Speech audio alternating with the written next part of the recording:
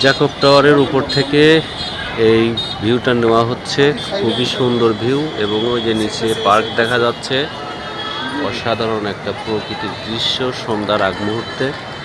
আপনারা আসলে খুবই ভালো লাগবে, আশা করি সবাই আসবেন।